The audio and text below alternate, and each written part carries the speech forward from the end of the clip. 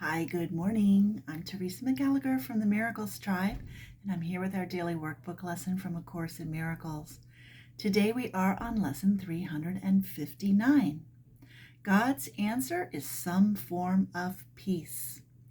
All pain is healed, all misery replaced with joy. All prison doors are opened, and all sin is understood as merely a mistake. Father, today we will forgive your world and let creation be your own. We have misunderstood all things, but we have not made sinners of the holy sons of God. What you created sinless so abides forever and forever. Such are we, and we rejoice to learn that we have made mistakes which have no real effects on us. Sin is impossible, and on this fact, forgiveness rests upon a certain base more solid than the shadow world we see. Help us forgive, for we would be redeemed.